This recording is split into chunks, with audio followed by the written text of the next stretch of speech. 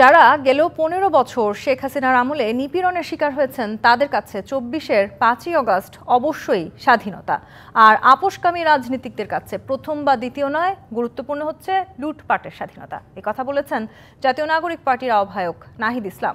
বৃহস্পতিবার ২০২১ সালের আগ্রাসন বিরোধী আন্দোলনে শহীদদের তালিকা প্রকাশ ও ওই ঘটনার বিচারের দাবিতে আলোচনা সভায় কথা বলেন এনসিপি নেতা।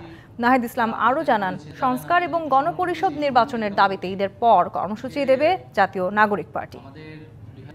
সেই ঘটনার বিচার এবং যথাযথ মূল্যায়ন, স্বাধীনতার সুবর্ণ জয়ন্তী উপলক্ষে পরিবারের আজকে আমাদের সাথে আমরা যারা গত ১৬ বছর আসলে এই ঘটনাগুলোর ভিকটিম ছিলাম, আমাদের কাছে এটা অবশ্যই স্বাধীনতা। ৫ই আগস্ট আমরা আসলে নতুন করে স্বাধীন হয়েছি। যারা এই গত ১৫-১৬ বছর নির্যাতিত হয়েছি, নিপীড়িত হয়েছি, আর যাদের ব্যাংক ব্যালেন্স অক্ষুণ্ণ ছিল, যারা আপোষ করে বিরোধী রাজনীতি করেছে, তাদের কাছে হয়তো এটা স্বাধীনতা মনে হয় না, কারণ তারা সবসময় হয়তো স্বাধীন ছিল। আগের আমলও ছিল, এখনো ছিল। উৎসবের খুশি হবে নগদে বেশি, কারণ ঘন্টায় ঘন্টায় আছে গিফট জেতার সুযোগ।